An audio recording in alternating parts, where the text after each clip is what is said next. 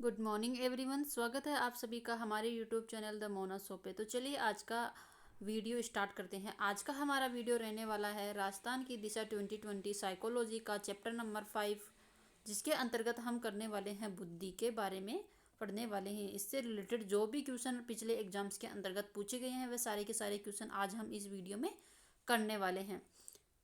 कुछ क्वेश्चन हमने पिछली क्लास में कर लिए थे, बाकी के बचे हुए क्वेश्चन आज हम इस वीडियो के अंतर्गत करने वाले हैं। तो जो भी स्टूडेंट रीट लेवल या रीट एग्जाम की तैयारी कर रहा हो, चाहे वह रीट लेवल फर्स्ट की तैयारी कर रहा हो या रीट लेवल सेकंड की तैयारी कर रहा हो, उसके लिए ये वीडियो बहुत ही इंपॉर्टेंट रहने वाला है। तो पिछली क्लास में हमने कर लिए थे, यहाँ तक क्वेश्चन कर लिए थे। आज हम करने वाले हैं यहाँ से क्वेश्चन करने वाले हैं। तो जिसने भी पिछली क्लास में नहीं देखी हो तो वह हमारी प्लेलिस्ट में जाकर देख ले। वहाँ पे आपको सारे के सारे टॉपिक्स, इससे पीछे वाले टॉपिक भी आपको मिल जाएंगे और इससे पीछे वाली ये क्लास भी आपको यहाँ पे मिल जाएगी। तो हमारी चैनल की प्लेलिस्ट में जाकर देख लें। तो चलिए वीडियो स्टार्ट करते हैं, लेकिन उससे पहले अगर अभी तक भी चैनल को सब्सक्राइब नहीं किया है तो चैनल को सब्सक्राइब कर लीजिए और अगर वीडियो पसंद आए तो वीडियो को लाइक ज़रूर करें। तो चलिए वीडियो स्टार्ट करते हैं।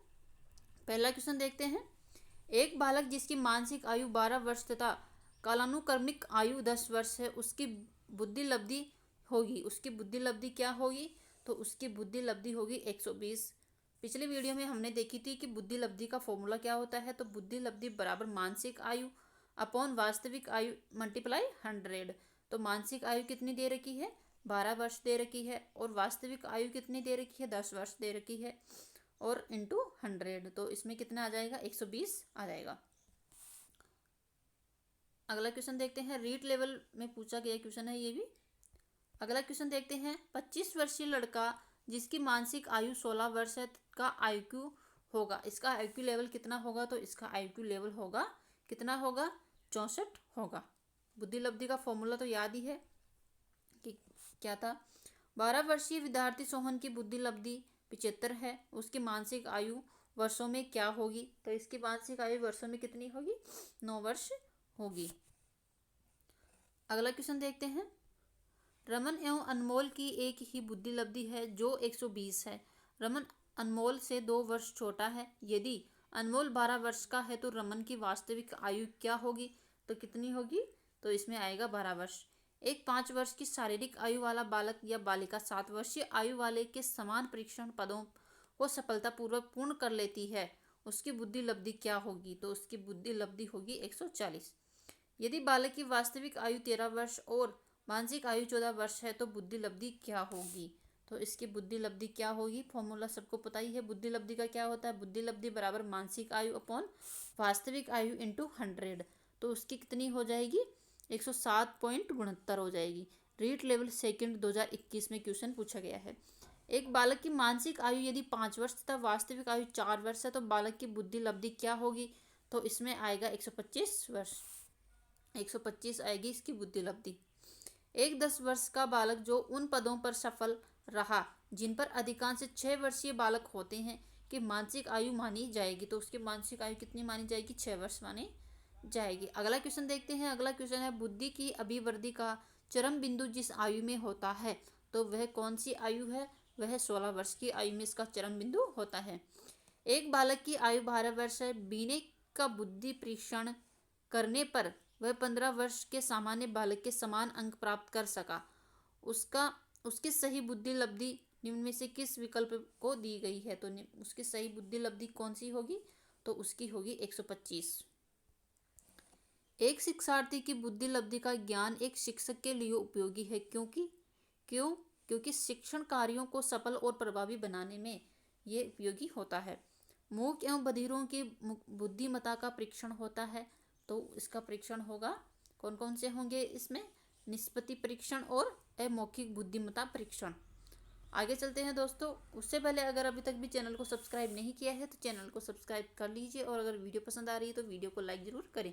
बुद्धि परीक्षणों का उपयोग नहीं किया जाता। बुद्धि परीक्षणों का उपयोग नहीं किया जाता। किसमें नहीं किया जाता? मानसिक स्वास्थ्य पहचानने के लिए बुद्धि परीक्षणों का उपयोग नहीं किया जाता। निम्नलिखित में से कौन सा उच्च बुद्धि का संकेत है? निम्नलिखित में से कौन सा उच्च बुद्धि का संकेत है? तो कौन सा है? समान गलतियों को किसी कार्य के पश्चात पृष्ठपोषण का अवसर मिलने पर दोबारा नहीं करना। केटल के संस्कृति मुक्त परीक्षण बुद्धि का एक प्रकार का परीक्षण है। तो इसमें कौन सा आ जाएगा? तो इसमें आ जाएगा अशाब्दिक परीक्षण। अगला क्वेश्चन देखते हैं। अगला क्वेश्चन है, बुद्धि के त्रितंत्रीय सिद्धांत के अनुसार बुद्धि विश्लेषण, सृजनशील और व्यवहारिक रूप से अंतर्गत आती है। व्यवहारिक रूप के अंतर्गत आती है। बुद्धि के इस सिद्धांत का विकास किया गया है। बुद्धि के इस सिद्धांत का विकास किसने किया था? तो किसने किया था? रॉबर्ट जे स्टर्नबर्ग ने किया था। निम्न में से कौन सा सही नहीं है? कौन सा सही नहीं है? सामाजिक आयु सही नहीं है। सन 1908 में निर्मित बीने साइमन परीक्षण में प्रश्न संख्या कितनी थी? तो कितनी आएगी? इसमें आ जाएगा 59। आगे चलते हैं, अगला क्वेश्चन देखते हैं। बुद्धि परीक्षण की कार्यकारी श्रृंखला बनाने वाले प्रथम व्यक्ति थे। बुद्धि परीक्षण की कार्यकारी श्रृंखला बनाने वाले प्रथम व्यक्ति थे। कौन थे? बीने थे। निम्न में से किसका निश्चय केवल आनुवंशिकता के आधार पर होता है? तो किसका होता है? ऊंचाई का। एक 11 वर्षीय बालक जिसकी मानसिक आयु 10 वर्ष किस श्रेणी में आएगा? तो ये आ जाएगा औसत बुद्धि की श्रेणी में। एक 12 वर्षीय बालक की मानसिक आयु 10 वर्ष है, उस किस श्रेणी में आएगा? वह किस श्रेणी में आएगा? तो वह आएगा मंद श्रेणी में, जिसकी क्या मानसिक आयु कितनी है? 10 वर्ष है। किसी 10 वर्षीय बालक की मानसिक आयु 14 वर्ष है, वह कहलाएगा। किसी 10 वर्षीय बालक की मानसिक आयु कितनी है? 14 वर्ष है, तो वह कहलाता है प्रतिभाशाली। एक 16 वर्षीय किशोर की मानसिक आयु 15 वर्ष है, वह किस श्रेणी में आएगा? तो वह आएगा औसत की श्रेणी में। अगला क्वेश्चन है, प्राय बालकों की बुद्धि का मापन किया जाता है। प्राय बालकों की बुद्धि का मापन किससे किया जाता है? ये किया जाता है अवांछित समूह बुद्धि परीक्षण के द्वारा। आगे चलते हैं, अगला क्वेश्चन देखते हैं। अगला क्वेश्चन है, निम्नलिखित में से कौन सी बुद्धि परीक्षणों का दुरुपयोग का संकेत देता है? निम्न में से कौन बुद्धि परीक्षणों के दुरुपयोग का संकेत देता है? तो कौन सा है? बुद्धि लब्धि का लेबल बालकों पर लगाकर अध्यापक अपनी अकुशलता को छिपाते हैं। सीमांत मानसिक पिछड़ापन वाले बालक की बुद्धि लब्धि होती है, तो उसकी बुद्धि लब्धि कितनी होती है? 70 से 90 के मध्य उसकी बुद्धि लब्धि होती है। निम्नलिखित में से कौन सा क्रिया का निष्पादन प्रकार के बुद्धि परीक्षण का उदाहरण नहीं है? तो कौन सा नहीं है? सरल गणित समस्या हल करना। कक्षा 6 के बच्चों का औसत आईक्यू होता है। कक्षा 6 के बच्चों का औसत आईक्यू लेवल कितना होता है? तो ये होता है 100। निम्नलिखित में से सामूहिक अशाब्दिक बुद्धि परीक्षण है। निम्नलिखित में से सामूहिक अशाब्दिक बुद्धि परीक्षण है, तो कौन सा है? Army beta test. एक बालक जिसकी बुद्धि लब्धि 125 है, किस वर्ग में आएगा? तो ये किस वर्ग में आएगा? सामान्य में आएगा या उच्च सामान्य में? तो कौन से में आएगा? उच्च सामान्य में आएगा, जिसकी बुद्धि लब्धि कितनी है? 125 है। अगला क्वेश्चन देखते हैं। अगला क्वेश्चन है, निम्नलिखित में से कौन सा बच्चों हेतु वेस्लर बुद्धि मापानी का एक निष्पादन मापनी है? तो कौन सी है? चित्र पूर्ति। बच्चों हेतु वेस्लर बुद्धि मापनी के किस परीक्षण में संख्याओं को बढ़ते क्रम में प्रस्तुत कर बालक को भी उसी क्रम में उल्टे क्रम की संख्याओं को दोहराने हेतु कहा जाता है? तो इसमें कौन सा आएगा? इसमें आ जाएगा अंक विस्तार। अगला क्वेश्चन देखते हैं, बुद्धि के क्रियात्मक परीक्षण उपयोगी है। बुद्धि के क्रियात्मक परीक्षण उपयोगी है, किसके लिए उपयोगी है? सभी के लिए। किस किस के लिए? बालकों के लिए, गूंगे बहरों के लिए और निरक्षरों के लिए।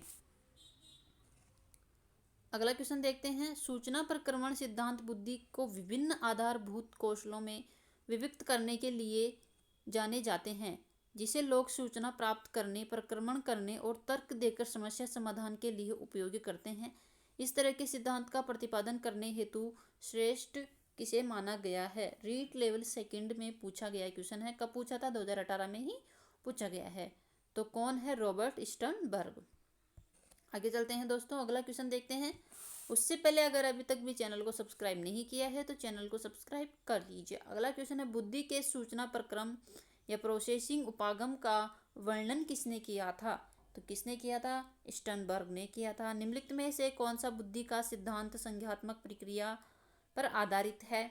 तो कौन सा है? स्टर्नबर्ग का त्रितंत्र सिद्धांत किस पर आधारित है? संज्ञानात्मक सिद्धांत पर आधारित है। अगला क्वेश्चन देखते हैं, एक बालक जिसकी दृश्य संसार की शुद्धता से प्रत्यक्षित करने की क्षमता अधिक है वह उच्च होगा। किससे उच्च होगा? स्थानिक बुद्धि पर उच्च होगा। एक व्यक्ति जो विभिन्न संवेगों की पहचान तथा महसूस करने और संवेगों पर नियंत्रण की उच्च योग्यता रखता है उच्च होगा। तो किसमें क्या उच्च होगा? उसका EQ उच्च होगा। यदि पूनम की कालानुक्रमित उम्र तथा मानसिक उम्र 9 साल है तो उसकी बुद्धि लब्धि का वर्ग हो सकता है। कितना हो सकता है? तो उसका होगा औसत होगा। उसका कितना होगा? औसत होगा। रीट लेवल सेकंड 2018 में क्वेश्चन पूछा गया है। कितना होगा उसका बुद्धि लब्धि का? तो उसका हो जाएगा औसत। अगला क्वेश्चन देखते हैं। अगला क्वेश्चन ये पूछ रहा है, निम्न दिए गए IQ स्तर पर शिक्षणीय वर्ग को चुने। निम्न दिए गए IQ लेवल पर शिक्षणीय वर्ग को चुने। तो इसमें आ जाएगा 70 से 90। इसमें IQ स्तर में कौन सा वर्ग होता है? शिक्षणीय वर्ग होता है। आगे चलते हैं। अगला क्वेश्चन देखते हैं। जिन बालकों में बुद्धि लब्धि है साधारणतः उन्हें मानसिक न्यूनता ग्रसित की श्रेणी में रखा जाता है। रीट लेवल फर्स्ट 2016 में क्वेश्चन पूछा गया है। तो जो 70 से कम होती है, जिनकी बुद्धि लब्धि कितनी 70 से कम होती है, उन्हें किस में रखा जाता है? मानसिक न्यूनता ग्रसित श्रेणी में रखा जाता है। 0 से 25 बुद्धि लब्धि को कहते हैं। 0 से लेकर 25 तक की जो बुद्धि लब्धि होती है उसे क्या कहते हैं? तो उस बालक को कहते हैं जड़ बालक। अगला क्वेश्चन देखते हैं। सामान्य व्यक्ति की बुद्धि लब्धि होती है। सामान्य व्यक्ति की बुद्धि लब्धि कितनी होती है? 100 होती है। प्रतिभावान बालकों की बुद्धि लब्धि होती है, कितनी होती है? 130 से अधिक होती है। ये औसत बुद्धि लब्धि का द्योतक है। तो कितनी होती है औसत बुद्धि लब्धि? तो ये होती है 90 से लेकर 110 तक।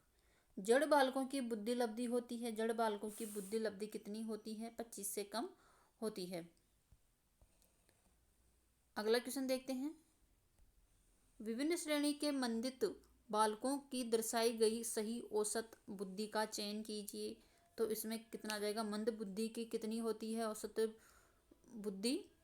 0 से 25 होती है। हीन बुद्धि की कितनी होती है? 26 से 50 होती है। दुर्बल बुद्धि कितनी होती है? दुर्बल लोगों की 80 से 90 होती है। और पिछड़ा बालक जो होता है उसकी कितनी होती है?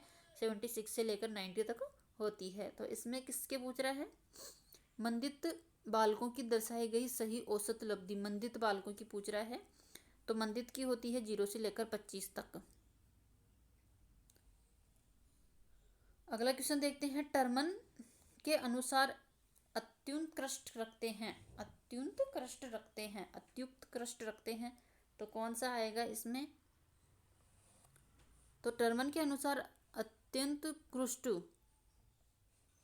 की बुद्धि लब्धि 140 या 145 से ऊपर होती है। कितनी होती है? 140 या 145 से ऊपर होती है। तो इसमें कौन सा आ जाएगा? इसमें आ जाएगा 140 से अधिक बुद्धि लब्धि। अगला क्वेश्चन देखते हैं। पिछड़े बालकों की बुद्धि लब्धि होती है। पिछड़े बालकों की बुद्धि लब्धि कितनी होती है? 80 से लेकर 90 के बीच होती है। किन मनोवैज्ञानिकों ने सांवेगिक बुद्धि का प्रतिपादन किया था? किसने किया था? सेलाबी व मेयर ने किया था। DAT में किसका मापन होता है? अभिक्षमता का मापन होता है। अगला क्वेश्चन है। भाटिया बुद्धि परीक्षण का प्रयोग किस वर्ग के बालक पर करते हैं? तो कौन से बालक पे करते हैं? 11 से 16 वर्ष की आयु वाले बालक पर करते हैं। अमूर्त बुद्धि किसी व्यक्ति की मदद करता है। अमूर्त बुद्धि किसी व्यक्ति की मदद करती है। तो किस व्यक्ति की मदद करती है? समस्याएं सुलझाने में व्यक्ति की मदद करती है। बुद्धि की गुणवत्ता स्नायु तंतुओं की मात्रा पर निर्भर रहती है।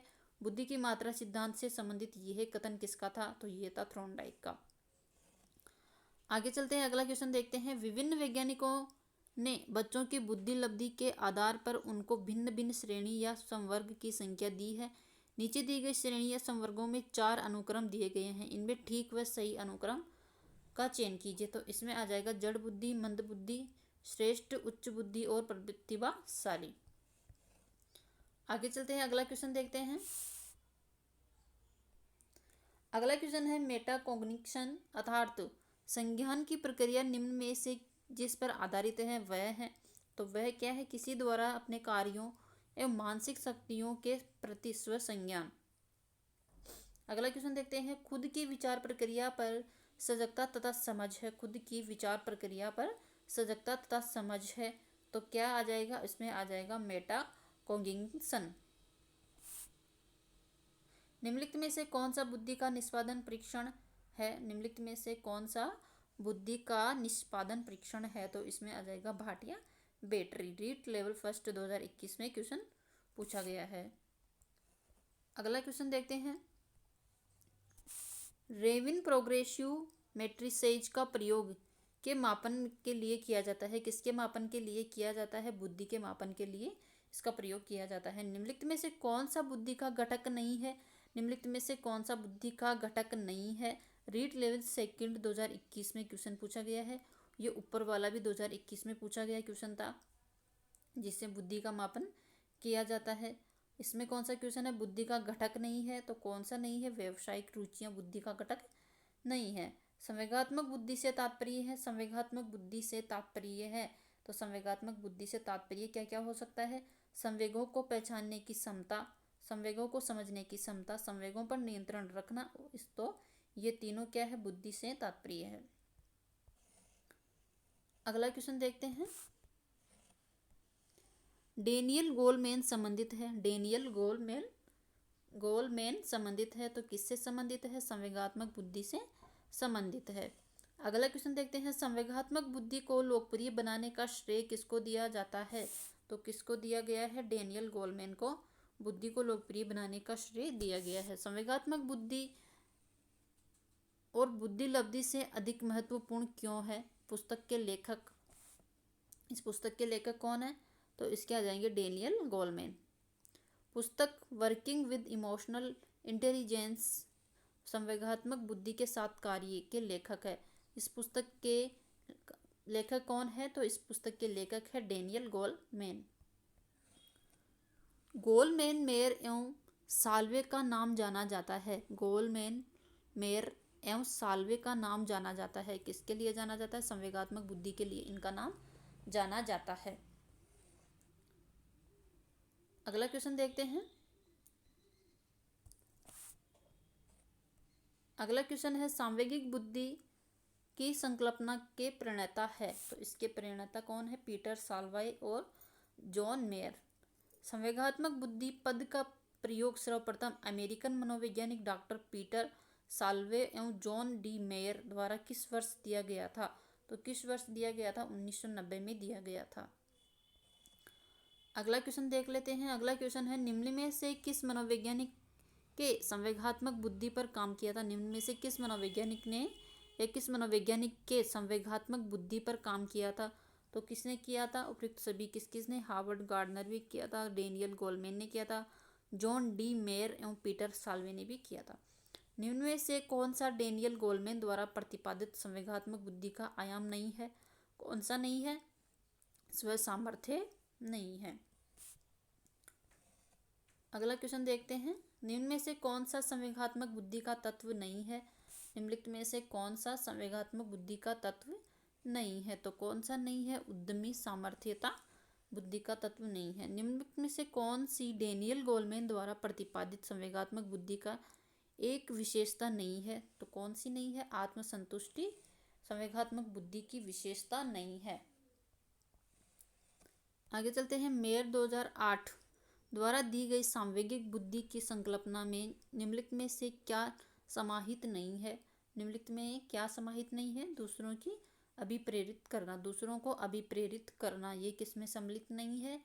ये सांवेगिक बुद्धि की संकल्पना में सम्मिलित नहीं है। कौन सा सांवेगिक बुद्धि का घटक नहीं है? कौन सा सांवेगिक बुद्धि का घटक नहीं है? कौन सा नहीं है? सांवेगिक अधिगम सांवेगिक बुद्धि का घटक नहीं है। अगला क्वेश्चन देखते हैं। निम्नलिखित में से कौन सा संवेगात्मक बुद्धि का तत्व नहीं है? कौन सा नहीं है? सजीवों में विभेदन करने की क्षमता रखना, ये किसका तत्व नहीं है? संवेगात्मक बुद्धि का तत्व नहीं है। निम्नलिखित में से कौन सा संवेगात्मक बुद्धि का आयाम नहीं है? कौन सा नहीं है? तो इसमें आ जाएगा समस्या समाधान की जन्मजात क्षमता। अगला क्वेश्चन और लास्ट क्वेश्चन आज का। संवेगात्मक बुद्धि के विकास हेतु आवश्यक है। संवेगात्मक बुद्धि के विकास हेतु आवश्यक है, तो क्या आवश्यक है? मार्गतांत्रिकरण एवं शोधन। तो ये हमारा आज का वीडियो यहीं तक था और हमने सारे जो बुद्धि से रिलेटेड जो सारे क्वेश्चन पिछले एग्जाम्स के अंतर्गत पूछे गए हैं वह सारे के सारे क्वेश्चन हमने कर लिए हैं। तो आज के वीडियो में इतना ही, मिलते हैं नेक्स्ट वीडियो में नेक्स्ट टॉपिक के साथ। और अगर वीडियो पसंद आए तो वीडियो को लाइक एंड सब्सक्राइब करना ना भूलें, लाइक एंड सब्सक्राइब जरूर करें। मिलते हैं नेक्स्ट वीडियो में नेक्स्ट टॉपिक के साथ, तब तक के लिए धन्यवाद।